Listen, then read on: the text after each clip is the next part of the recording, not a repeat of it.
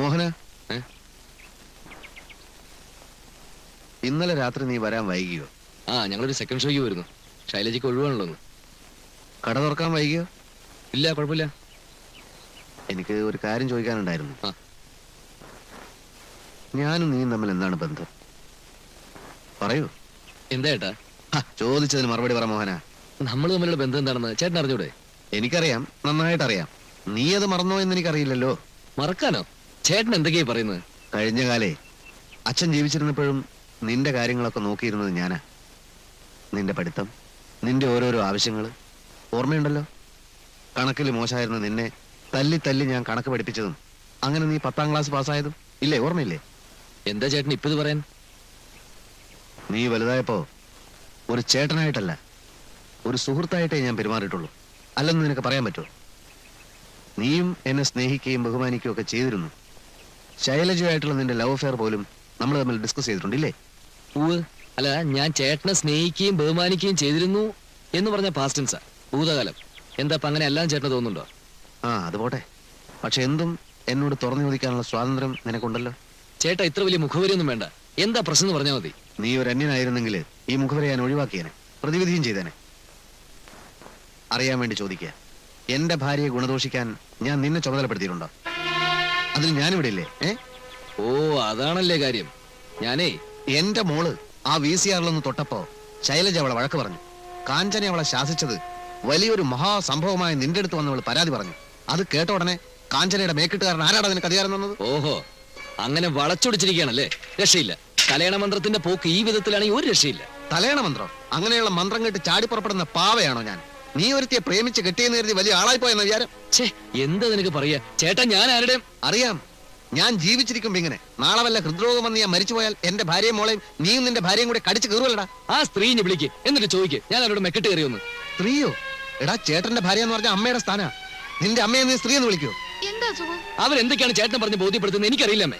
നിന്റെ ഭാര്യയെ നീ മര്യാദ പഠിപ്പിക്കണം. ഞാനിപ്പോ എന്ത് പറഞ്ഞാലും ചേട്ടൻ തലേ കയറില്ല. അവര് കുത്തിവെച്ച വിഷം കയറി ചേട്ടന്റെ തല വരുത്തുപോയി. സൂക്ഷിച്ച് സംസാരിക്കണം. നീ കെട്ടിയ പിന്നെ ഈ വീട്ടിൽ വിഷം കയറിയത്. പറഞ്ഞത് എന്റെ ഭാര്യയെ നിങ്ങൾ ബഹുമാനിക്കണ്ട. എന്താ എന്റെ ഈശ്വര ഇത്? എന്റെ മോളെ നിങ്ങൾ സ്നേഹിക്കണ്ട, പക്ഷെ ദ്രോഹിക്കരുത്.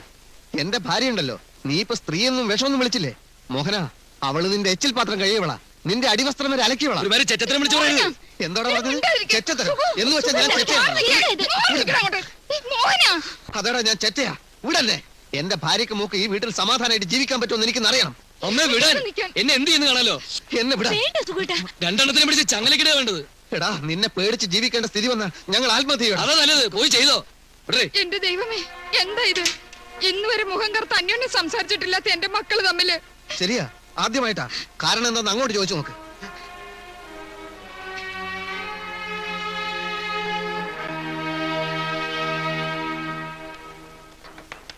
അകത്ത് സൗകര്യം വളരെ കുറവാണ്. വാടകയും കുറവാണല്ലോ.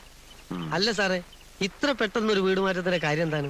ഉണക്കമരം വെട്ടിമാറ്റിയില്ലേ ഒടുവിൽ അത് പുരപ്പുറത്ത് വീഴും. ഓ, അതാണോ? അല്ല സാറേ, പുരപ്പുറത്ത് വീഴാതെ മരം വെട്ടി മാറ്റിക്കൂടെ? മാറ്റാ. എന്റെ അടുത്ത് അതിന് പറ്റിയ ഒരാളുണ്ട്. ഞാൻ രാവിലെ അങ്ങോട്ട് അയച്ചു തരാം. എടോ, കുടുംബാസ്വാസ്ഥ്യത്തിന്റെ കാര്യമാണ് ഞാൻ പറഞ്ഞത്.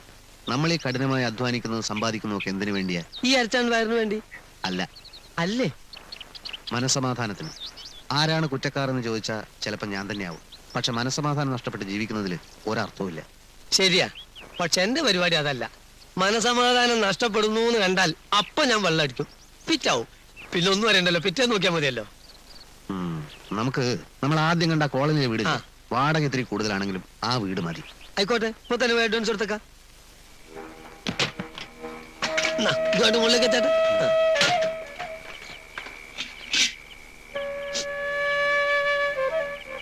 സുഖു, ഞാനാ പറയുന്നത്. നീ ഈ രാത്രിയിൽ ഇവിടെ നിന്ന് ഇറങ്ങി പോരുതടാ മോനെ. മോഹന, നിന്റെ ചേട്ടനത് ചെന്ന് പറ മോനെ, പോരുന്ന് പറ. അവന് ഇഷ്ടപ്പെടാത്ത രീതി നീ വല്ലതും പെരുമാറിയിട്ടുണ്ടെങ്കിൽ ചെന്ന് ക്ഷമ ചോദിക്കും മോനെ. എനിക്ക് ജീവനുള്ളപ്പോ നിങ്ങൾ തമ്മിൽ തല്ലി പിരിയരുത്. ഞാൻ ക്ഷമ ചോദിച്ചാലും ഇല്ലെങ്കിലും ചേട്ടൻ ഇവിടുന്ന് പോകും. മോളെ, ആരെന്ത് കുറ്റം ചെയ്തിട്ടാ നിങ്ങൾ എന്നോട് ഇങ്ങനെ ചെയ്യുന്നത്? നേരം വെളുത്തിട്ട് ഇറങ്ങി പോകുമ്പോ അയൽവക്കക്കാര് കാണും. കുട്ടിക്കൃഷ്ണൻ നായരുടെ മക്കള് തമ്മിൽ തെറ്റിയത് എന്തേന്നുള്ള അവരുടെ ചോദ്യത്തിന് മറുപടി പറയാൻ വയ്യാത്തത് കൊണ്ടാ ഇപ്പൊ തന്നെ ഇറങ്ങുന്നത്. സുഖു, അമ്മയുടെ മോനെ ഞാനും. പക്ഷെ പണവും പ്രതാപവും നോക്കി സ്വന്തം മക്കളെ വേറെ വേറെ തട്ടുകളിൽ നിർത്തുന്നത് ശരിയല്ലമ്മേ.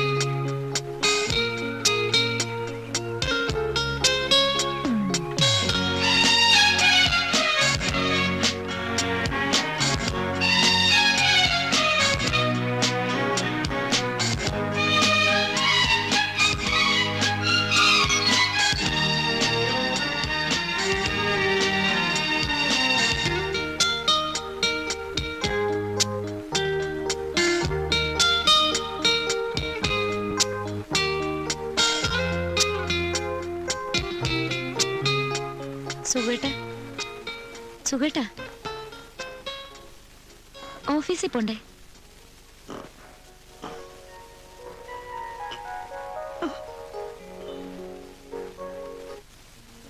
ഒരു പത്രം കിട്ടാൻ എന്താ വഴി? ഒക്കെ ഞാൻ സംഘടിപ്പിച്ചു തരാം. സുഖേട്ടനൊന്നും അറിയണ്ട. ഓ, ഒരു ജീവപര്യന്തം ശിക്ഷ കഴിഞ്ഞ് ജയിലിൽ നിന്ന് ഇറങ്ങിയ പോലുണ്ട്. ഇനി നമ്മുടെ ഉള്ളതും ഇല്ലാത്തതും നമ്മൾ മാത്രം അറിഞ്ഞാൽ മതിയല്ലോ. സുഖേട്ടാ, സുഖേട്ടന് കുറച്ച് ദിവസം ലീവ് എടുത്തൂടെ? അവിടുന്ന് സുഖേട്ടന്റെ ഒരു കാര്യം എനിക്ക് ശ്രദ്ധിക്കാൻ പറ്റിയിട്ടില്ല. വല്ലാണ്ട് മെലിഞ്ഞുപോയി, ഒത്തിരി കറുക്കുകയും ചെയ്തു. ഞാൻ ആദ്യമേ കറുപ്പായിരുന്നില്ലേ? ആര്? സുഖേട്ടനോ? കൊള്ളാം. എന്നെ പെണ്ണ് കാണാൻ വരുമ്പോ നല്ല വെളുത്തിട്ടായിരുന്നു. ഇപ്പൊ വെയിലുകൊണ്ട് ആകെ വാടിപ്പോയില്ലേ. കുറച്ചു ദിവസം എണ്ണയും കുഴമ്പൊക്കെ ഇട്ട് കുളിച്ച് വിശ്രമം എടുക്കണം. എന്തേ? അല്ല, ഞാൻ ഓർക്കായിരുന്നു, സുഖേട്ടനെ ഞാൻ ആദ്യമായിട്ട് കാണുമ്പോ ഞാൻ വിചാരിച്ച സിനിമയിലുള്ള മമ്മൂട്ടിയാണെന്നാ. അയ്യോ, സത്യമായിട്ടും ആ ശബ്ദവും ഗാംഭീര്യവും എല്ലാം. മമ്മൂട്ടി കുറെ കൂടെ ഹൈറ്റ് ഒക്കെ ഇല്ലേ? ആ ഒരു വ്യത്യാസമല്ലുള്ളൂ. ഇപ്പഴും ചില സൈഡിൽ കൂടെ നോക്കുമ്പോ സുഖേട്ടൻ തനി മമ്മൂട്ടിയാ. കുറച്ച് എക്സസൈസ് ഒക്കെ എടുക്കണം. വേണം. ഈ വീടിന് 850 രൂപയാ വാടക. ഓ, അത്ര കൂടുതലൊന്നുമില്ല. അതിന് മാത്രമുള്ള സൗകര്യങ്ങളും ഇല്ലേ? എങ്ങനെ കൊടുക്കുമെന്നാ? ഒക്കെ നടക്കും. മോളെ നീക്ക്. നേരെ എത്രയെന്നറിയോ? നീക്ക്. പാലില്ല കേട്ടോ സുഖേട്ടാ, കട്ടൻ കാപ്പി തരാം.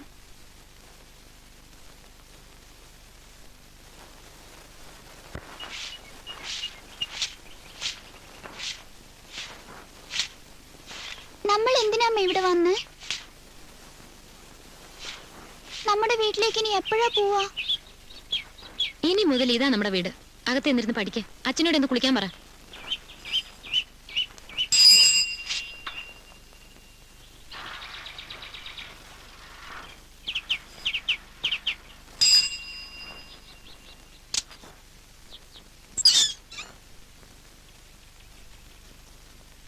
എല്ലാ ദിവസവും ഞങ്ങൾക്കും വേണം പാല്.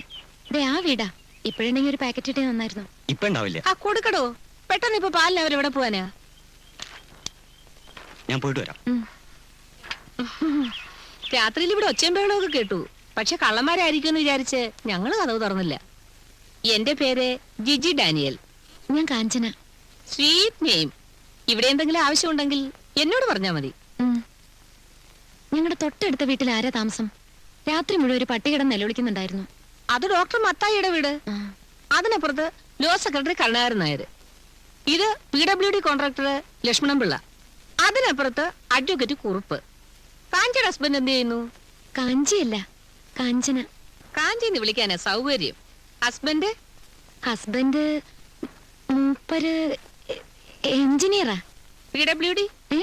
അല്ല, PWD എഞ്ചിനീയർ ആണോ? എങ്കിൽ ഞങ്ങൾ ഈ കോളനിക്കാർക്ക് അദ്ദേഹത്തോട് ചില പരാതികളൊക്കെ പറയാനുണ്ട്. ആ എഞ്ചിനീയർ അല്ല, ഇത് വലിയൊരു കമ്പനി. അവിടാ കൺസ്ട്രക്ഷൻ കമ്പനിയിലാവും. Bye mom. ബൈ മോനു, ബി കെയർഫുൾ. ഓക്കേ മോനാ. ഭർത്താവ്? ഞാനും ഹസ്ബൻഡ് സിംഗപ്പൂരായിരുന്നു. പല പല ബിസിനസ്സുകൾ. ഇപ്പൊ ഇവിടെ സെറ്റിൽ ചെയ്തു. അവിടെയായിരുന്നപ്പോ പുള്ളിക്കാരന് കരാട്ടയില് ബ്ലൂ ബെൽറ്റ് കിട്ടിയതാ. ഇപ്പൊ ഒരു ഹോബി എന്നുള്ള നിലയ്ക്ക് കോളനിയിലെ പിള്ളേരെ കരാട്ടെ പഠിപ്പിക്കുക.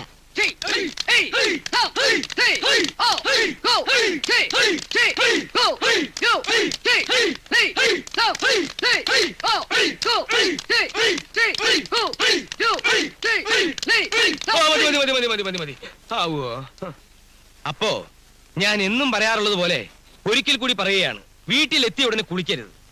ബോഡി തണുത്തതിന് ശേഷം 1 മണിക്കൂർ കഴിഞ്ഞ് മാത്രമേ കുളിക്കാവൂ.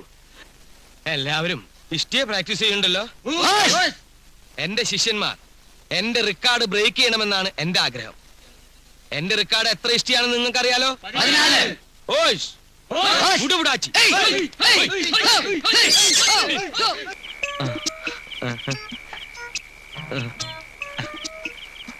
സുലോചന തങ്കപ്പൻ എന്ന പേരിലെ തങ്കപ്പൻ.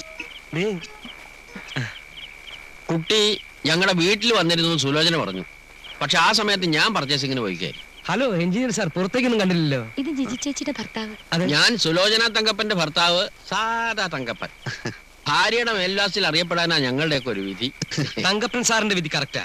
പക്ഷേ ഈ ജോർജ് ഡാനിയലിന് സ്വന്തമായിട്ടൊരു മേൽവാസം ഉണ്ട്. എന്തേ? ഒറ്റയടിക്ക് 14 ഇഷ്ടിയെ ഒരുമിച്ച് തവിടുപൊടിയാക്കുന്ന ഏത് കരാട്ടേക്കാരനുണ്ടോ കേരളത്തിൽ? കേരളത്തിൽ നിന്നല്ല, ഈ ഭൂമിയിൽ ആരുമില്ല.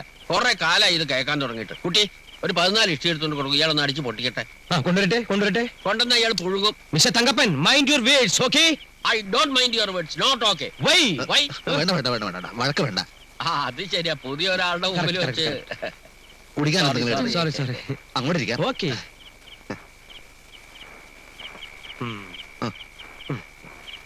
മുൻപ് ഈ വീട്ടിൽ താമസിച്ചിരുന്നത് മനുഷ്യപ്പറ്റില്ലാത്തൊരു അലവലാതിയായിരുന്നു. ഞങ്ങൾ അയാളെ ഓടിച്ചു. എങ്ങനെ? വീശുന്ന കൂട്ടത്തിലാണല്ലോ അല്ലേ? എന്ത് ചോദ്യമായി ചോദിക്കണത്?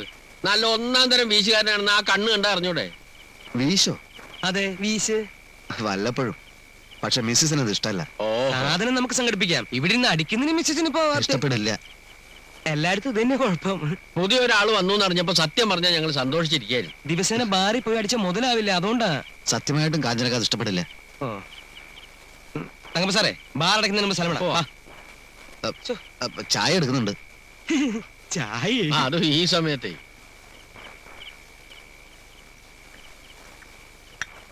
അയ്യോ, അവര് പോയോ? അവര് കുറച്ച് തിരക്കില്ല. എന്നാ സുഖമായിട്ടും കുടിക്കും.